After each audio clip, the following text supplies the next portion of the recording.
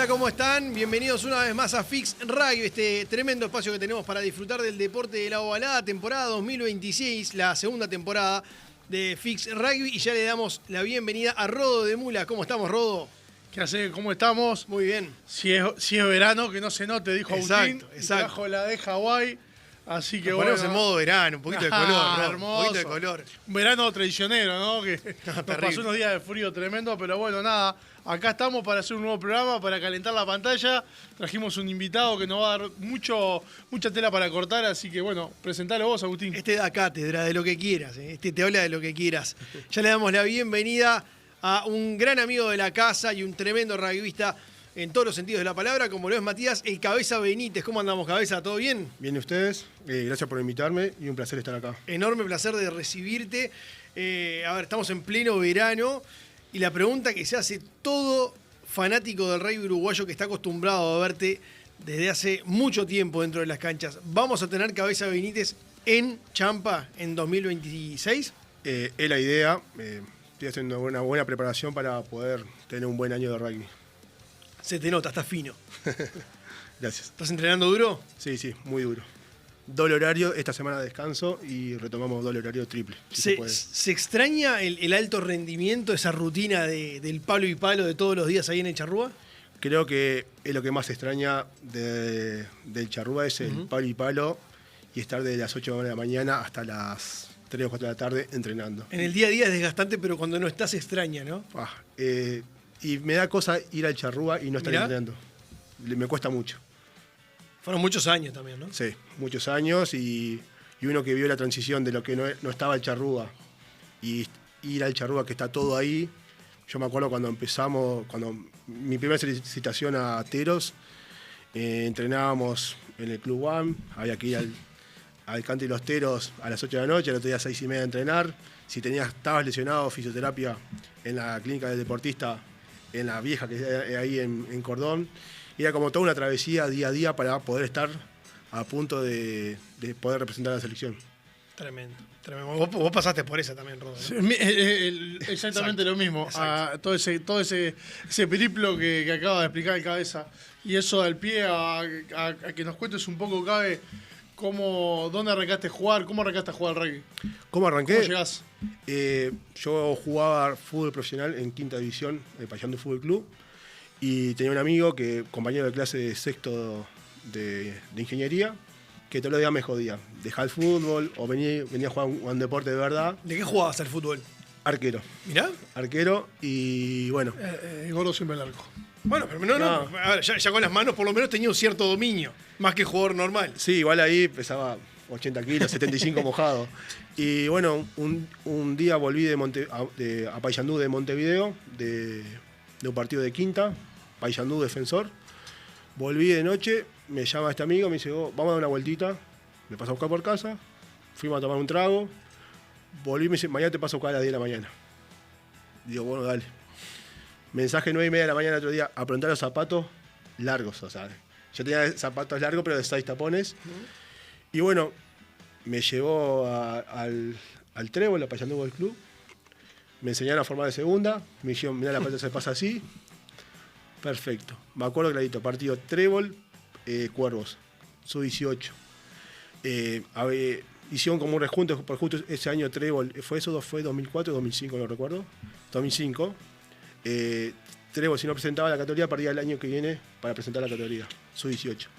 Entonces, bueno, los que entrenaban y jugaban en reserva primera de Trébol, que eran generación 88 y 87, bueno, se armó el equipo y un rejunte de jugadores suplentes que hace años no jugaban, más yo.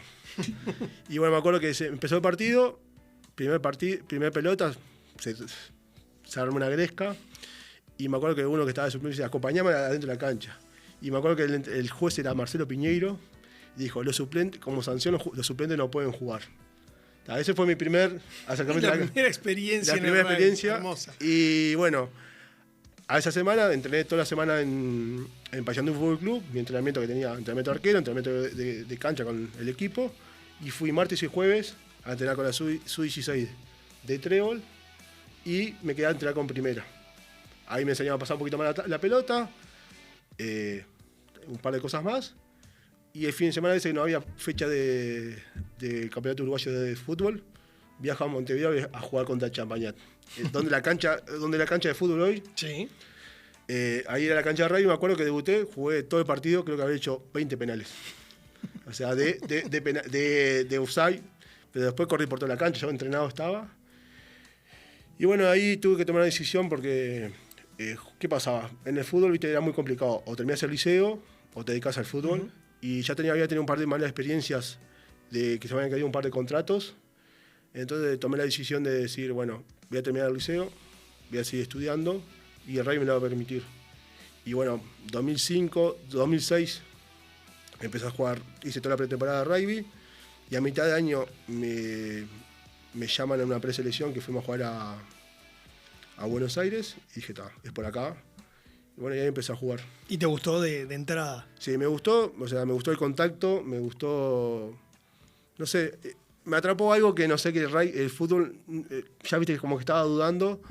Y bueno, y fue ahí justo que fue esa preselección que me llamaron a Buenos Aires. Y después en octubre empecé la preparación del Mundial 2007 de Irlanda. Y bueno, dije, Y arrancaste de segunda, contabas recién. ¿Cómo se fue? ¿Cómo terminaste como pilar? ¿Se fue dando naturalmente por tu físico o en realidad te fueron probando en diferentes lugares? Te cuento. El primer partido, segundo partido jugué de segunda, después pasé a jugar de tercera. Y bueno, me dijeron, mirá, si querés llegar a jugar enteritos o tener una posibilidad, nos gustaría que formes de primera línea de uno. Y bueno, además tenía muy buena competencia en mi generación, en la tercera línea y en la segunda más. ¿Quiénes estaban en esa generación de terceras? Garrafa, ¡Puah! Juan Charmachea, Matías Fonseca, Miguel Horta. Tremenda generación. ¿Quién más estaba? Pereira, ¿cómo es? No me acuerdo el apellido, el duro de All Boys, que había jugado el Mundial 2000, de Dubái 2006. O sea, tenía mucha competencia en la tercera línea, con mejores destrezas y con más años de rugby. Y segunda línea estaba Diego Maño, Agustín Bonaverri, Fede Pérez, que eran locos altos y segunda línea. Entonces, vamos a la primera. A encontrar el lugar por ahí, el huequito. Sí, salado. No, me quedé pensando porque a mí me pasó exactamente lo mismo. Quise jugar al fútbol, no me dio, me pusieron de segunda línea y después terminé de pilar. Es como que... Compartieron recorrido. Compartimos recorrido. No, nada, y después, con los años, terminás recalando en Champañá. Sí, yo... ¿Cómo es esa llegada acá? Bueno. En Uruguay no es normal, el hecho de cambiar de club no es algo que se ve todos los días, no es muy habitual. Yo jugué 2009, 2010, 2007 debuté en primera después del Mundial Juvenil, 2008 jugué en primera, 2009 me citan fines de 2009 me citan a Teros, no viajo a la ventana de noviembre y juego todo el Cross 2010 y debuto como Tero en el Sudamericano 2010. Jugué todo 2010, la eliminatoria para el Mundial de Nueva Zelanda. Y bueno, en 2011 yo me estaba había arreglado para irme a Italia, a Cavalier Prato, a jugar a mitad de año. Y me rompí la rodilla en abril del 2011. Y bueno, después de ahí tuve problemas, un par de cosas malas que hice. Apurarme a volver, varios problemas más y dejé de jugar. Y bueno, ahí tuve un par de años enfocado trabajando con mi familia. ¿Y cuándo fue que volví? Claro, yo tenía también dos personas que siempre insistían que yo volviera a jugar, que era Pablo Lemoine y Emi Cafera, que todos los años me mandaban mensajes o cada tanto, estás para volver. Obviamente, ellos esperanzaban que yo volviera antes del Mundial 2015 y no se dio. Por 2015 creo que estaba preparado para volver y justo me enfoqué más en un tema familiar, que era mi señora tuvo una enfermedad muy grave, entonces no tenía el tiempo para estar enfocado en entrenar y jugar. Y bueno, en 2016 yo estaba haciendo CrossFit, entrenando todos los días y un día me dice Emi, me manda un mensaje: te espero hoy 20 horas en la rema de Champa, en la cancha de Champa. Me acuerdo clarito, Emi no estaba porque una parte del plantel de Champagnat estaba de gira en Sudáfrica, y caigo, había un par nomás, y me encuentro me cruza Ale, que no lo veía hace como 3 o 4 años, Ale Nieto, y me dice, ¿qué haces acá? Le digo, me mandó Emi para que venga a entrenar. Y me acuerdo clarito, entrené dos prácticas, hubo un amistoso que no lo jugué, una semana más empezó el torneo uruguayo, partido contra Cuervo Clásico, me acuerdo que jugué 60 minutos en reserva y terminé jugando 40 minutos en primera, después de 5 años en jugar rugby, y pasó que estuve 3 días sin moverme de la cama. Me acuerdo que fue un partido bajo lluvia, aparte jugué de 3, justo jugué contra Mateo Sanguinetti y contra Germán Kessler, que venían de jugar el Mundial, y ¿cómo estarán esto? Obviamente, estaban bien, o sea, era como un desafío, y bueno, creo que lo pude zafar, como si sortear, pero bueno, fue una linda experiencia, bueno, medirme, y ahí dije, no estoy tan mal, o sea, dije, bueno, vamos a darle un poquito más. Había una linda primera, estaba el Yankee Jiménez, ¿quién más estaba? Estaba... Ahí estaba el Chino Clappen también? Sí, estaban, pero yo terminé jugando de 3, y después de 4 o 5 partidos pasé a jugar de 1 nuevamente. Pero sí, tenía una linda primera línea, Champa. Sí, estaba pesada. A ver, en ese recorrido que hiciste en tus primeros años dentro del rugby, te toca formar parte de una generación muy especial que creo que marcó a todo el rugby uruguayo, y fue la de los Teritos del 2008. Vos hacías pocos tiempos que habías empezado a jugar al rugby y te encontrás con eso que creo que con el paso de los años se fue como agigantando lo que logró aquella generación de Uruguay, que después los vimos a muchos de ellos participar en aquel Mundial del 2015. ¿Cómo fue aquella experiencia con los Teritos que ganan el Mundial M20? El Mundial M20, la verdad, me acuerdo clarito de todo. 2008, ¿no? 2008, perdón. Me acuerdo clarito de cada detalle, de cada entrenamiento. De cada entrenamiento del proceso. Me acuerdo que fue un año 2007, casi se repitió el plantel, creo que cambiaron 3 o 4 jugadores nomás, 2007 a 2008, y creo que se generó un grupo que tenía mucha química dentro y fuera de la cancha. Estaba jugando, éramos todos diferentes equipos, pero creo que lo que lo hizo más grande a ese equipo fue que muchas cosas las preparamos cada uno por su cuenta, porque no había un gimnasio en común. Me acuerdo que las pesas las mandaban y cada uno hacía lo que podía en su club o donde estaba. Entrenábamos, había días que venía esperando el mail, la confirmación dónde se entrenaba, si era en el Canto y los Teros, si era en Carrasco Polo, si era en el cricket. Era toda una odisea, y bueno, creo que me acuerdo que la clave fue de ese equipo, que le jugábamos a todos los equipos del campeonato uruguayo, le ganábamos a todos o peleábamos. O sea, le hacíamos frente a todos. Ahí, en esa época, el campeonato uruguayo tenía una fecha libre, sí, y el equipo que tenía fecha libre jugaba contra aquella M20, ¿no? Sí, la preparación, claro, la pretemporada la hacíamos contra ellos. Claro. Me acuerdo que también, un partido contra San Andrés se jugó en la cancha de Montevideo Cricket.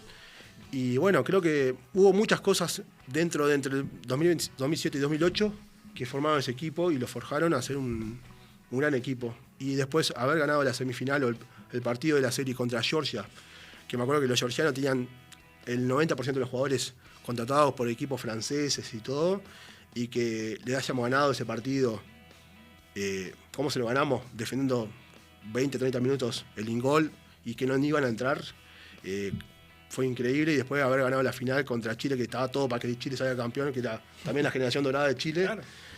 Y si vos repasás puesto por puesto, creo que todos los jugadores que estuvieron en ese proceso, en sus equipos, llegaron a Teros o Teros 7, sí, sí, y fueron líderes o protagonistas del rugby uruguayo. Totalmente, fue una tremenda generación. Sí, sí.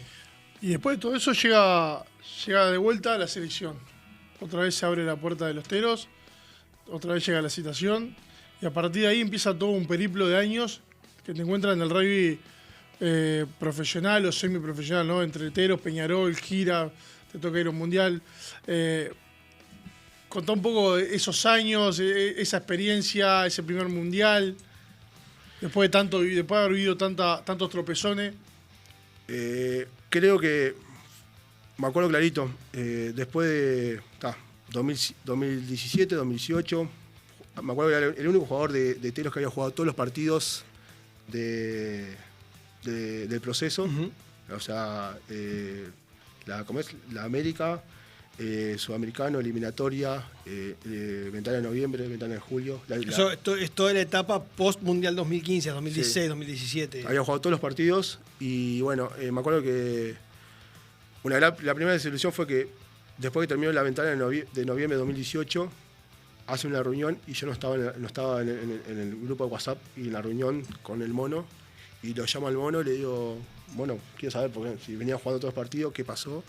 Me dice, mirá, Cabe, no estás disfrutando del rugby.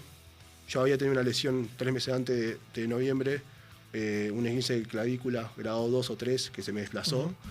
Y por esa manija de, bueno, quiero estar. Te volvió a pasar lo de aquella vez de la rodilla, sí. El hecho de apurarte para volver. Sí. Y bueno, nada, la tuve que aceptar, fue difícil.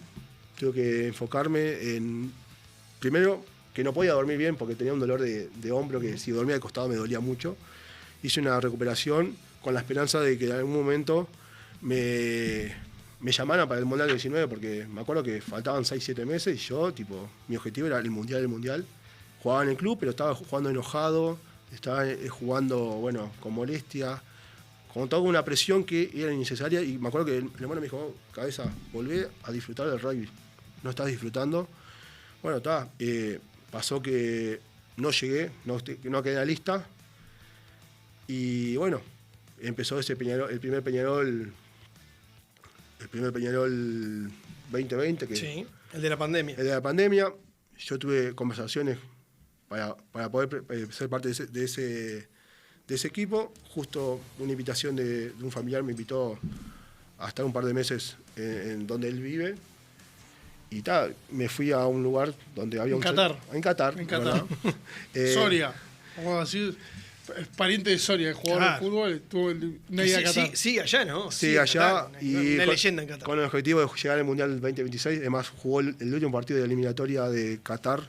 Lo jugó para que clasifique Qatar al Mundial.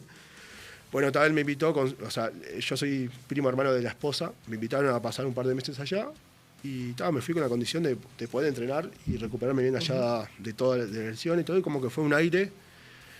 Y bueno, llego acá, no se dio lo de Peñarol, justo llego 2 semanas antes de la pandemia, y me acuerdo que, yo siempre lo digo, todo el mundo, me acuerdo que cuando se estaba por hacer la cuarentena no obligatoria, todo el mundo corría a comprar papel higiénico, servilleta, alcohol en gel. Yo agarré el autito, fui a MD Sport y compré 300 kilos de peso, compré un par de barras, me armé un rack y me armé mi gimnasio. Y bueno, ahí fue, creo que yo siempre invitaba a Ale Nieto o al Bomba Pujada a entrenar, porque ellos estaban haciendo el plan de la selección. Claro. Y nada, me entrenaba todos los días, invitaba a gente diferente a entrenar todos los días y los desafiaba. O sea, una forma de decir, bueno, yo estoy bien, tengo 31 años en ese momento, pero puedo tener la posibilidad de volver.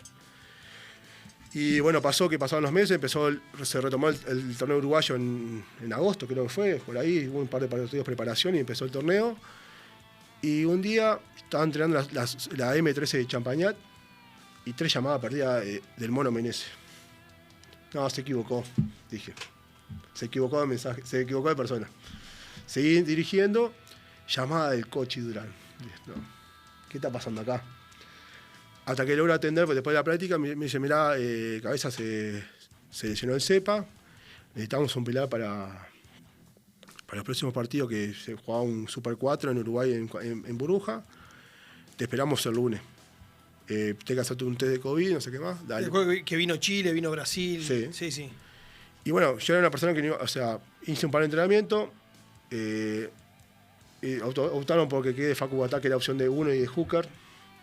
Justo Facu se desgarra a los 2 días, me citaban para entrenar 4 días. El sábado había un partido amistoso entre ellos, se lesiona Facu Batás. Yo estaba con mi perro en la playa, 3 llamadas perdidas del Mono Menezes. Otra, ¿qué pasa acá? Me llaman y dice, vos, Cabeza, es para vos. Aproveché la oportunidad y nada. Fue por ahí y lo hablé con mi señora justo. Mi señora estaba embarazada de Bauti de 4 o 5 meses. Le digo, mirá, amor, va a pasar esto. Voy a entrar en Burbuja 2 meses. ¿Qué hacemos? ¿Acepto o no acepto? Me dice, sí aceptá y seguí tu sueño. Y bueno, ahí fue la primera cosa, que terminé jugando partido contra Brasil, contra Chile y contra Argentina, y después la ventana de noviembre contra España. Y no saliste más, o sea, después ya siguió el camino que termina en el Mundial del 2022, que para vos era una deuda pendiente. ¿Qué se sintió jugar un Mundial después de todo el periplo que has venido contando, de todo lo que te había pasado desde tus comienzos en el rugby, de todos los tropezones que habías sufrido? ¿Qué fue para vos jugar un Mundial? Estar en esa lista, prepararte para una Copa del Mundo, que imagino que si vos mismo te autoexigías de la manera que te exigiste todos esos años, lo que debe haber sido preparar un Mundial, ¿no? Prepararse para cumplir el sueño. Fue un sacrificio, primero nada, familiar. O sea, mi señora y mi hijo, que mucho tiempo estuvieron solos. Además, yo me acuerdo que Bauti nació y al mes me fui 2 meses en burbuja por el torneo de Peñarol, por la Liga Sudamericana. Y bueno, se fue planificando y todo dependía de lo que giraba en torno a las decisiones que había en el Charrúa. Si había torneos, si había gira, si había concentración. Y bueno, creo que gran mérito de todo esto es mi señora y mi hijo, que me bancaron literalmente la cabeza para yo poder cumplir un sueño. Y creo que lo más grato que tuve fue poder entrar a la cancha con mi hijo y recorrer. Yo me acuerdo, terminé el partido con Nueva Zelanda, entre un cúmulo de cosas, entre que podía ser mi último partido enteros, que se me terminaba mi contrato profesional, pero también fue como muy agridulce, pero que también dije, bueno, pero pará, mi hijo está corriendo al lado de los All Black, yo estoy acá en una cancha alrededor de 60.000 personas, lo tengo que disfrutar, estoy con uno de mis mejores amigos como hermano de la vida o como hermano menor, que era el Bomba Pujada, que es el padrino de mi hijo. Dije, está mi señora, está mi madre, o sea, tengo que disfrutar de estas cosas y ya está, o sea, no lo que no pasó. Si fue lo que te dijo el mono, tenés que empezar a disfrutar del rugby, claro, ¿no? Sí, y creo que ahí como que me entró la ficha y bueno, hoy en día, si me pongo a pensar, hay muchas cosas lindas, obviamente que todo tiene sus contras o su parte negativa, o todo lo que dejas de lado por llegar a estar en la elite o llegar a ser un jugador profesional. Pero a veces uno dice, mucho el entorno te lo dice, te perdés una fiesta, te perdés esto, pero yo disfruto de esto. Y creo que a veces hay que entender que uno disfruta de la buena vida, de entrenar, de levantarse temprano, de tener buenos hábitos, y que la vida profesional es como un trabajo.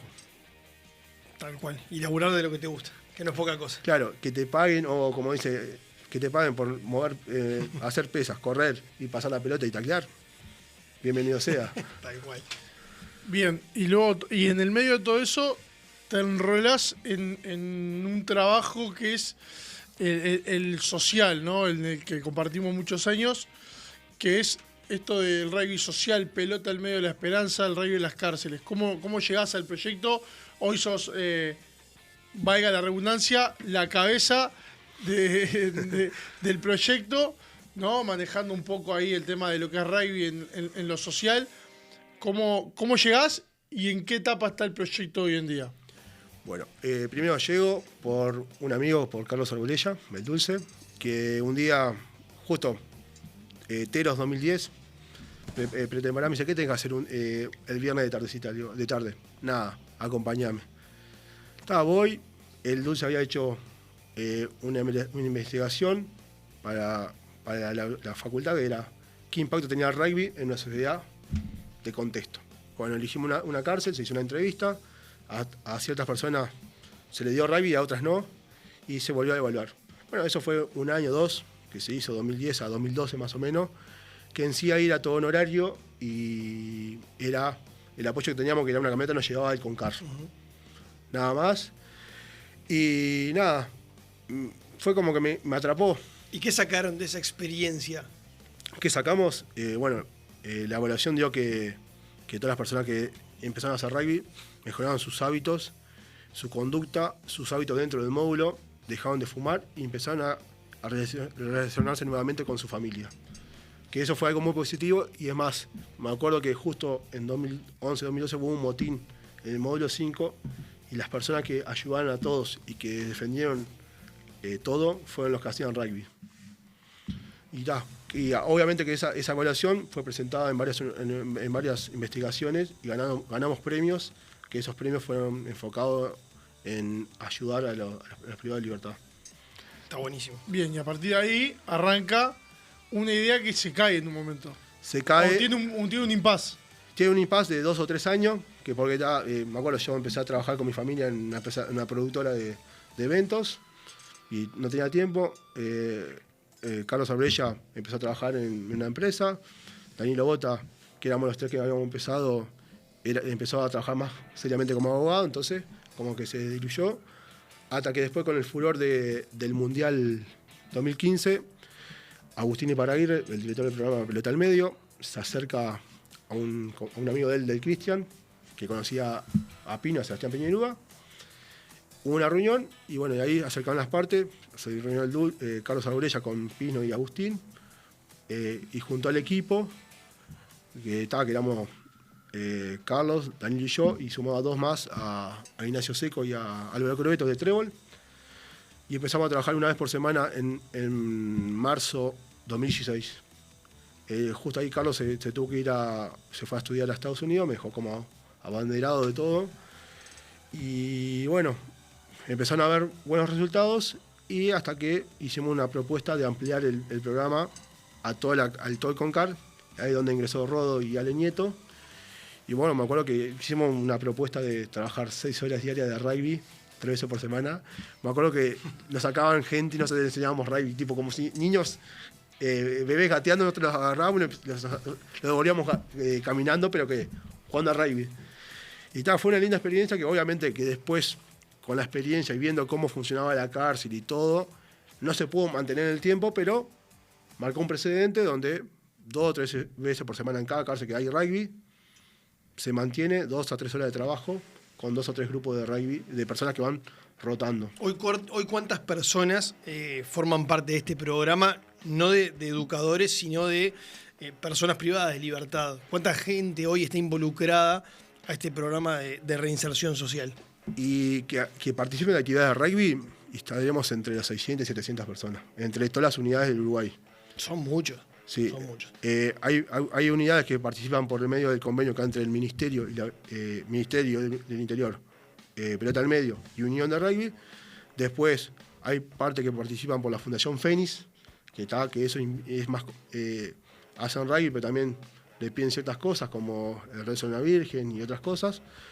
Y después hay un par de personas con otras fundaciones que trabajan en Mercedes y en Colonia, y hace un par de meses le propuse al intendente de Durazno y se empezó a trabajar en la cárcel de Durazno. Estoy tratando de llegar al intendente de Florida para también trabajar en la cárcel de Florida, y así, aunque si el convenio no puede cubrir todo, pero que las intendencias pueden apoyar o viaticar a los profesores de cada ciudad para que esto se mantenga en el tiempo. Sí, y aclarar ahí en eso de que vos preguntabas, Agustín, ¿cuántos hacen rugby? Que lo que más impacto tiene, aparte, es que no se eligen, no hay un estudio previo del preso para ver sus características o su forma de ser o por qué está ahí adentro. Eso no existe. Ahí viene, no sé, mañana la cárcel determina que tienen que trabajar con el módulo 8, sector B, y viene el sector B, módulo 8, vos no sabés lo que viene. No es que... cada uno con sus antecedentes, claro, sus problemáticas. La gente muchas veces se cree que... no, bueno, pero capaz que los primarios, los que están por ahí con menor, no. Te viene gente que tiene un prontuario grande de repente, ¿no? Y ahí adentro de la cancha de rugby son todos iguales, no hay diferencias, y es lo maravilloso que tiene este programa, y que cabe recalcar que acaba de tener algo que para mí excede fronteras y que lo pudo hacer la pelota de rugby, que es generar encuentros de rugby de presos en el Charrúa, y que fue ahora a fin de año, ¿no, Cabeza? Sí, eso fue el 11 de diciembre. Bueno, yo hace tiempo venía insistiendo en esto, y bueno, la idea era que Concar, o sea, Santiago Vázquez, Unidad 4, Concar, y Unidad 1, Punta Rieles, que eran las dos que participaban del programa de pelota al medio, Unión de Rugby, tuvieron el primer partido de rugby, porque fue donde se inició rugby en cárceles en 2016. 2018 se sumó Punta Rieles. Y bueno, se sumó a Punta Rieles Unidad 6, que está trabajando en la Fundación Fénix. Y bueno, hicimos un triangular, que fue el primer precedente entre 2 o 3 unidades que juegan fuera de un recinto carcelario. Porque siempre los encuentros eran dentro de una cárcel, que hay una legislación que es tipo, un reglamento que dice intercárceles, de cárcel a cárcel es más fácil trasladar, pero generar un operativo para que 40, 50 personas privadas de libertad estén fuera de una cárcel es muy difícil. Había pasado, es una movida grande, sí. Había pasado que, por ejemplo, la Fundación Fénix, la unidad 13 en Maldonado, había sacado un grupo de personas de ahí a jugar contra los privados de libertad de la Fundación Espartanos de Argentina. Que eso es diferente porque personas liberadas versus personas privadas. Exacto. Estos eran 3 equipos de personas privadas de libertad que durante 3 horas jugaban al rugby, partidos cortos, en modalidad de 12, porque también una cosa es trasladar personas privadas de libertad de cárcel a cárcel y otra es sacarla a un lugar público, porque hay que hablar con todos los jueces, los permisos, implica muchas cosas, y depende del crimen que tengan. Entonces creo que fue algo muy meritorio del Ministerio del Interior, Pelota al Medio, la Unión de Rugby Uruguay, que trabajaron en conjunto y lograron que esto salga adelante y marcar un precedente. Ahora, ¿cómo se lo toma? Uno lo ve de afuera, me ha tocado verlo varias veces, pero ¿cómo se lo toma y qué significa esto para la persona privada de libertad? Porque creo que también, más allá de lo que uno ve que el rugby trata de darles, es lo que recibe la persona como premio, digamos, por así decirlo, pero ¿con qué se queda, qué se lleva la persona privada de libertad cuando tiene este tipo de estímulos y este tipo de instancias? Y yo creo que se queda con algo positivo, que el trabajo paga. Si ellos 2 veces por semana, durante todo el año, tienen la voluntad de ir a la actividad, porque una de las pocas actividades que hay dentro de las cárceles que no descuenta pena es el rugby. O sea, van porque ellos quieren y porque lo hace bien. Entonces creo que eso,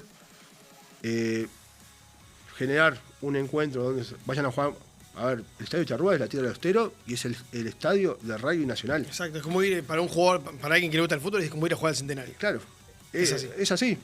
Entonces, que ellos tengan la posibilidad de jugar ahí y compartir un tercer tiempo y ver la gente que va y lo saluda y que nadie lo está catalogando si estás preso o no, o hiciste esto. O sea, te saludan como un jugador de rugby, compartís un tercer tiempo como un jugador de rugby y te das cuenta que, como siempre, Rodo lo sabe, nosotros cada persona que entra a hacer rugby le decimos, mirá, del portón para acá no se fuma, no se viene a flotar, como dicen ellos, se viene a participar en la actividad y cumplir con todas las órdenes o cosas que hay que cumplir. Entrenar, correr, cumplir con la actividad, cumplir con el entrenamiento, ser respetuoso, esperar para que todos tomen agua juntos, empezar todo abrazado, terminar todo abrazado, y como que se le va generando ciertos hábitos.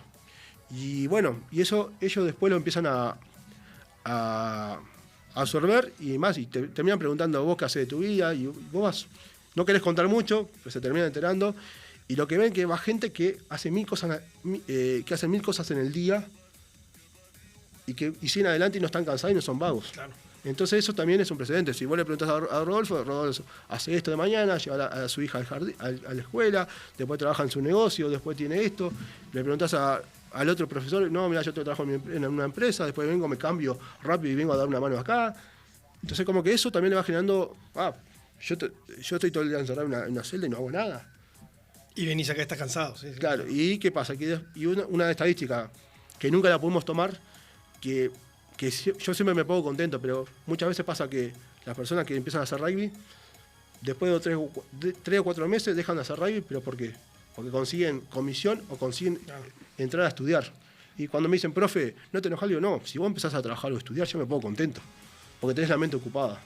Es que la gente muchas veces se pregunta para qué sirve, se pregunta si realmente tiene un impacto, y la realidad es que no se busca generarles un cambio de vida, se les busca mostrarles un camino de disciplina y un camino de un hábito, y ellos increíblemente lo van tomando y se sienten, en su parte se sienten orgullosos de lo que terminan haciendo, porque después piden, sacame una foto para mandarla a mi vieja o a mi señora, o van a los partidos y quiero sacar una foto, y el reconocimiento en la calle. Te los cruzás después y es el profe, ¿cómo Gracias. está? Profe, ¿se acuerdan que hacíamos rugby? Y eso es lo que le termina dejando. Después, si ellos cambian en su vida, ya es un tema más personal de ellos y no responsabilidad del rugby. El rugby lo que hace es mostrarle otro camino.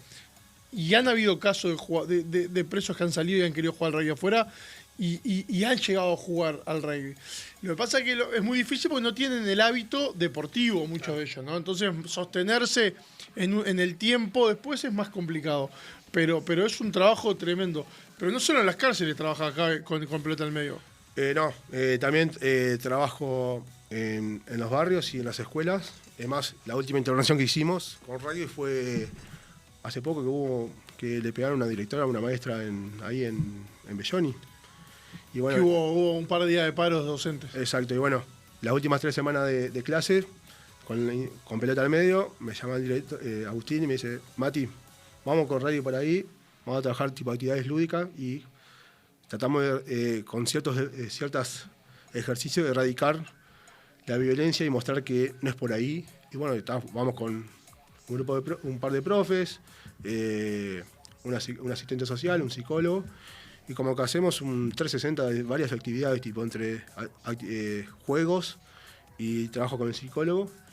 Y bueno, vamos tratando de sacar la violencia de las escuelas. Yendo a esto y algo que con Rodo lo hemos hablado varias veces y que siempre lo hemos puesto como ejemplo, por lo menos para plantear el tema de que en su momento Agustín Crevi habló como que no existían los valores del rugby. ¿Vos en este tipo de cosas creés que lo que le inculcan son los valores del deporte o del rugby en sí, y que el rugby tiene sus propios valores que ayudan a este tipo de cosas? A ver, eso que dijiste de Agustín Crevi, para mí, todos los deportes lo tienen. Uh-huh. El tema es quién los mantiene en el tiempo o en el día a día.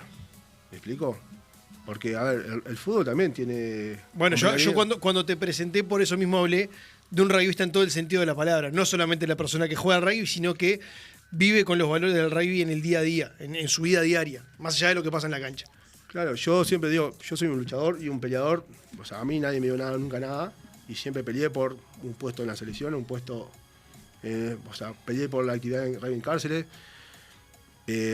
También peleé por las actividades en merenderos o en las escuelas. O sea, soy un fanático del rugby y lo que tiene el rugby es que no todos lo saben, entonces igual a todos. ¿Y qué pasa? Vos, es como en la vida, vos necesitas, en el fútbol siempre eligen a los mejores, uh-huh, o al más habilidoso, al que hace más goles. Mientras que en el rugby vos tenés que elegir al más liviano, al más pesado, al más alto, al más ágil, al más, no sé, vivo.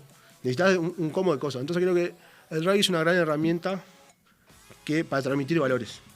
Entonces le hace dar cuenta más fácil o de otra forma a los niños o a las personas privadas de libertad que hay que trabajar en equipo, hay que tener ciertos valores, que el fútbol no. O sea, no es que no los tenga. El tema que nosotros, si vos decís un jugador de fútbol, ¿a quién vas a elegir siempre? ¿A Messi o Cristiano Ronaldo? Obvio. Y no vas a elegir un defensa, no vas a elegir un arquero, no vas a elegir un 5. Sí, a uno porque tiene temperamento, vas a elegir al talentoso, digamos. Claro, entonces creo que eso es lo que diferencia, pero en sí todos los deportes tienen valores. El tema es que cómo los trabajás o cómo los plasmás en una actividad. Está bueno. Cada vez vamos más al tema del día a día del rugby y de la actualidad del rugby uruguayo. Venimos de un 2025 tremendo para el rugby uruguayo. ¿Cómo ves a los teros? ¿Cómo lo veo? Muy maduros, la verdad muy maduros, y me pone contento por muchos chiquilines que hace, no sé, 5 o 6 años vos los veías y estaban frustrados porque no jugaban o porque tenían pocos minutos de algo, pero se dieron cuenta con el trabajo y el proceso. Hoy en día son titulares o son fuertes convocados en cada plantel de teros. Tite Echeverri dijo hace unas semanas acá que desde que él tiene memoria es el momento en el cual los teros mejor juegan, ahora. ¿Estás de acuerdo? Creo que sí, porque se sacaron la presión, porque empezaron a disfrutar, como...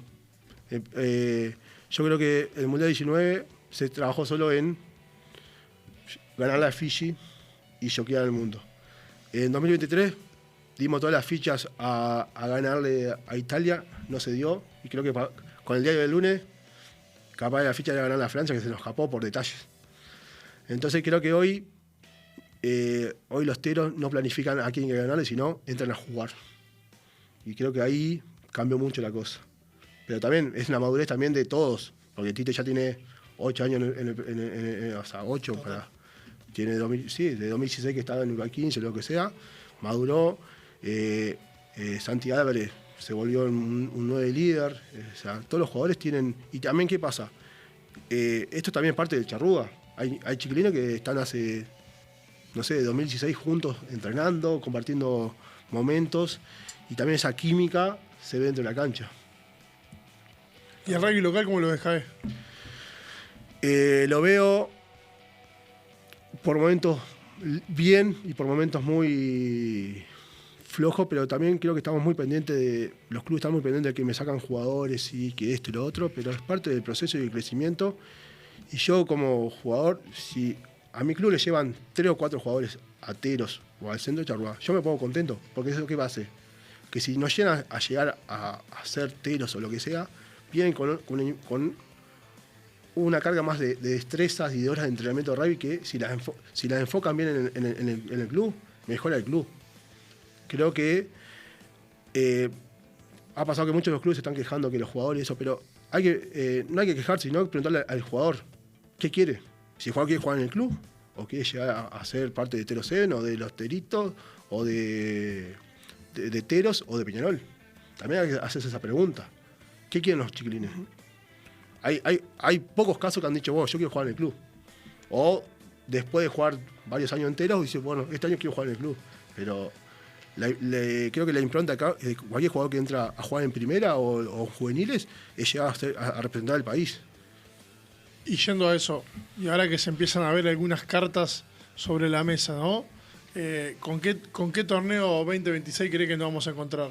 Yo creo que nos vamos a ver con un torneo muy picante y con jugadores de mucha experiencia. Para el que no sabe, hay varios jugadores de Teros o Peñarol que van a jugar en los clubes del rugby local, siendo que quizás no tienen hoy un contrato en Peñarol o no han querido ir a jugar, como decía la otra vuelta Guzmán, a alguna franquicia de alguna otra franquicia del Super Rugby y van a terminar jugando en los clubes locales, lo que va a generar un torneo con un lindo atractivo. De mayor nivel. Con un lindo atractivo que quizás, y solo digo quizás, pueda generar una brecha un poco más grande en una parte de la tabla, pero seguramente que para la mitad para arriba va a ser muy atractivo y muy parejo. Sí, para mí, o sea, mi atractivo, por ejemplo, como para la edad que tengo hoy en día, es ser competitivo en mis puestos. Yo siempre me pongo objetivo, bueno, ser un pilar, controlar, dominar el scrum, no errar tackles y cada vez que agarro la pelota, incidir. Yo me pongo objetivo eso. Ahora, si vienen, no sé, Reinaldo Piusi a jugar contra mí, o Jonas Péculo, lo que venga. Bueno, qué divertido, voy a jugar contra pilares de talla mundial. Totalmente. Entonces es mucho más divertido. ¿Me explico? Y cada uno en su puesto, está bueno desafiar al Tero o al que juega en Peñarol.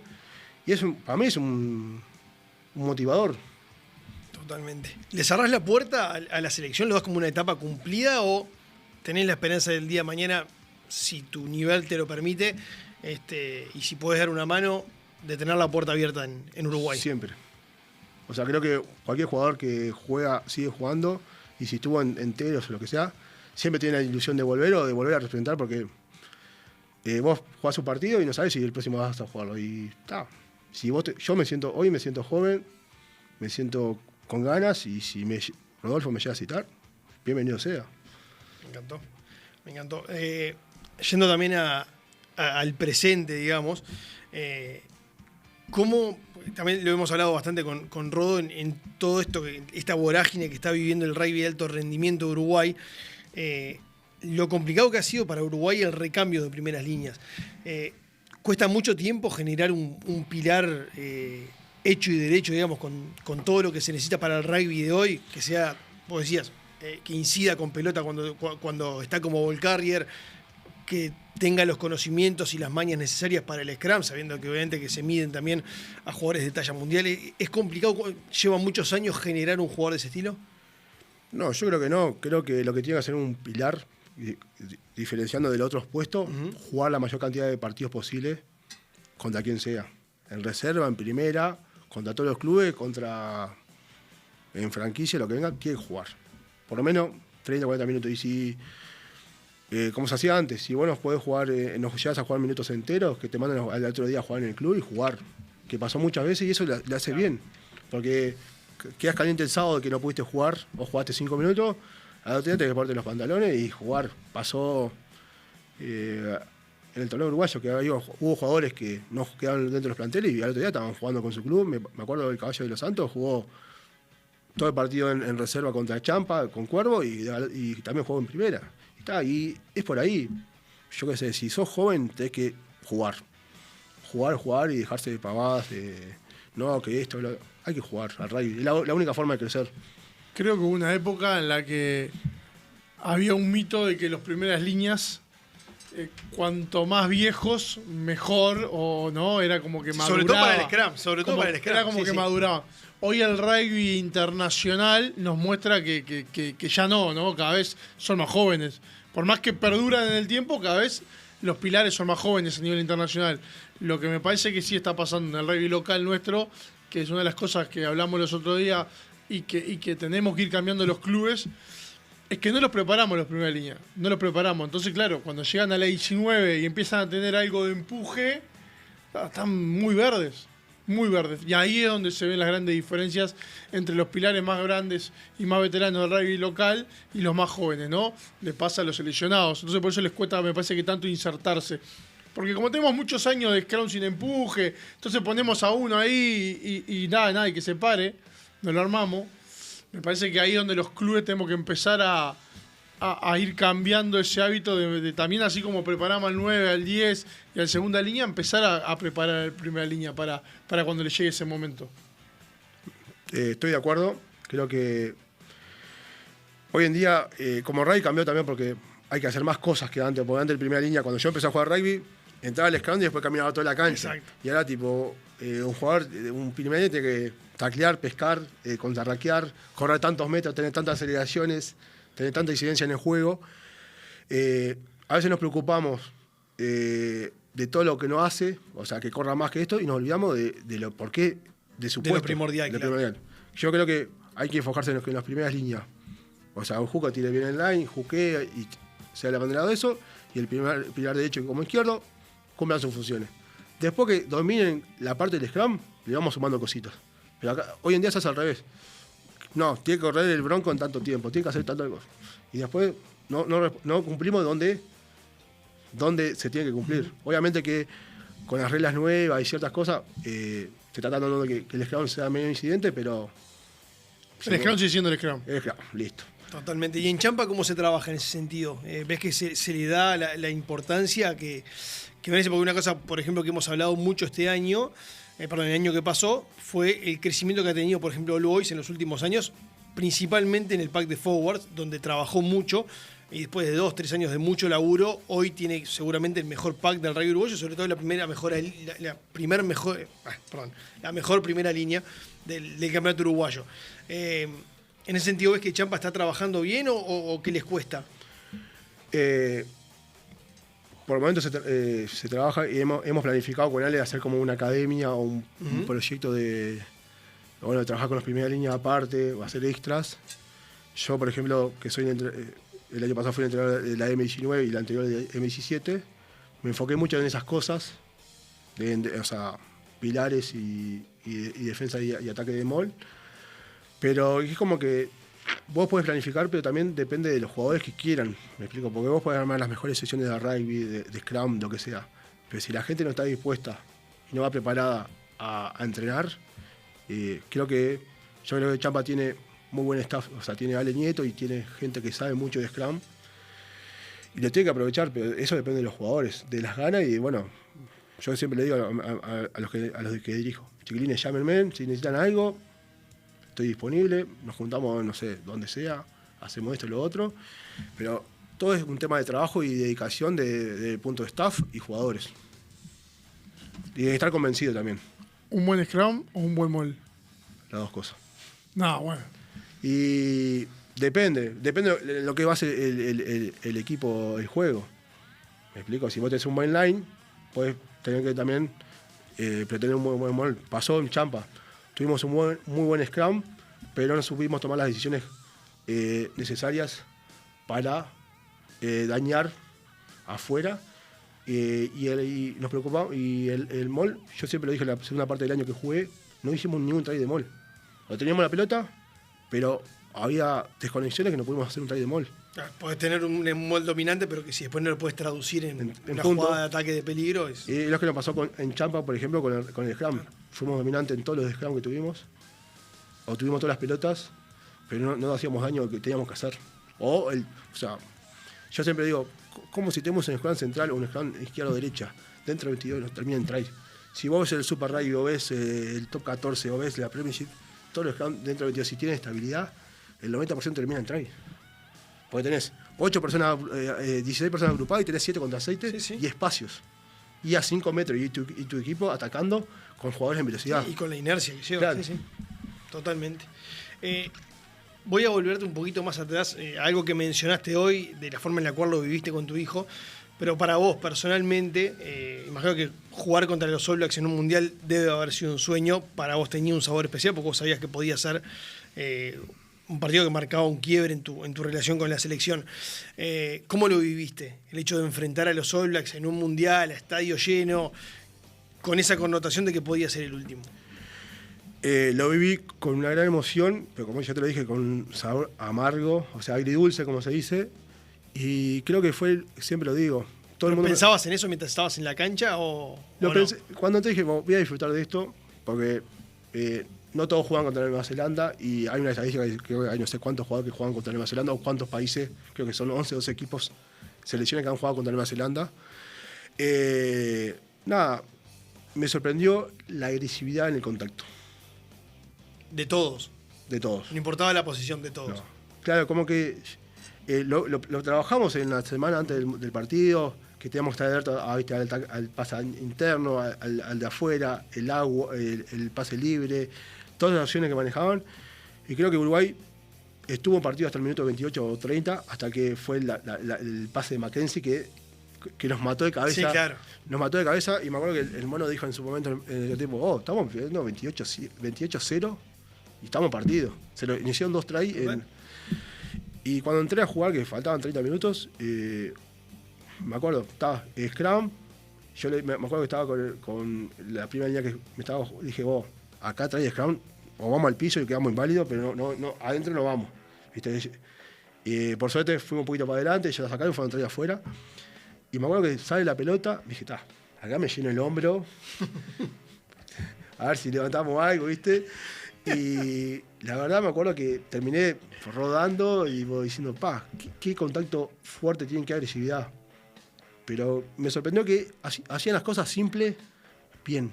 Muy bien. Muy bien. Muy bien. Y hay una intensidad y agresividad que como que te cuesta el primer momento de acostumbrarte. Pero después, es rugby. No inventan nada raro. Nada raro. Tal cual. ¿Con Francia te pasó lo mismo o fue distinto? No, Francia fue distinto. Creo que justo entré en un momento que quedamos a 1 punto, 2, y por un tema de comunicación se nos fueron ahí, pero yo creo que yo siempre digo que si esa pelota no había tapping y la de kick de Tite. Sí, si esa pelota salía afuera en mitad de cancha, era otro partido. Fueron 10 minutos, 5 minutos fatídicos para Uruguay. Sí, fueron dos detalles. Pero después la verdad, Francia no me sorprendió. Obviamente, sabemos lo que jugaban y como que también la euforia del primer partido contra el local y que ya habían hecho un gran desgaste que había sido jugar contra Nueva Zelanda y la habían ganado. Sí, sí. El mundial fue jugar un mundial. Mirá, esta es la foto de lo que hablabas hoy, del momento de compartir con tu hijo una instancia tan especial. ¿Jugar un mundial fue todo lo especial que te imaginabas? ¿Fue más o fue menos? Me lo imaginaba y fue más. Y me sorprendió, por ejemplo, después del partido de Francia, el otro día, el almuerzo, el tercer tiempo con la familia y todo, me acuerdo clarito que terminó el asado y yo me fui, dije, voy a despejar un poco, me fui a tomar un café. Y justo en Lille, en la ciudad, había un par de pantallas y en un momento estaba lleno de gente en un par de bar y yo voy caminando ahí con un par y se dan cuenta que éramos nosotros. Y nos empiezan a abrazar y a saltar y nos querían meter tipo a que tomáramos, que esto y lo otro. Y tal, fue y digo, qué locura vivir 40 días como estrella de rock en un país que pide mucho rugby. Es muy lindo. Tremendo, imagino. ¿Cabe y objetivo para este año en lo que al rugby social refiere? Objetivos, seguir consolidando el convenio y que pueda llegar a todas las cárceles. Después, en lo personal, abrir una fundación con apoyo de un par de embajadas y de empresas, que la idea es trabajar en contexto, pero con actividades lúdicas, sea rugby o el deporte que sea, apoyo académico y apoyo a las familias en la parte de educación financiera, resolución de conflictos, porque yo hace 2 años trabajé con un empresario argentino en el cual hicimos un par de merenderos y hacíamos actividades lúdicas y me di cuenta que el tema de si no trabajamos desde chiquito, de la infancia y la familia, los terminás viendo en los recintos carcelarios. Sin duda. Está buenísima la iniciativa, la verdad que es tremendo y está buenísimo que sigas desarrollando esa faceta del rugby social, que ahora nosotros lo hemos hablado mucho acá, el rugby uruguayo ha crecido en un montón de aspectos. Creo que también trabajar mucho en lo que es fuera del rugby de alto rendimiento y de lo masivo, trabajar en este tipo de cosas creo que también habla muy bien de la gente del rugby y que es una pata donde el rugby puede aportarle mucho a Uruguay como sociedad. Cabeza, te queremos agradecer muchísimo por haber venido, de verdad que fue un enorme placer. Y queremos felicitarte por todo el laburo que has hecho dentro del rugby, en todas sus áreas. La verdad que está buenísimo todo lo que han hecho y que sigan creciendo, que sigan mejorando. Bueno, gracias por la invitación, gracias por contar un poquito de la historia y que compartimos muchas cosas pero a veces no se sacan a luz. Pero bueno, somos todos laburantes del rugby, como se dice. Totalmente, y al señor Rodolfo Ambrosio ya le avisamos que está disponible. Así que, Rodo, muchísimas gracias. No, gracias a vos por haber dejado el patito de hule y haber venido hasta acá. La verdad que es una cosa impresionante que te hayas tomado. Tengo más camisas de flores, te aviso. Así que bueno, nada, no quiero imaginar lo que va a venir para la semana de carnaval. Así que nada, nos estamos viendo. Muchísimas gracias a todos, nosotros nos despedimos y nos reencontramos la próxima. Chau, chau.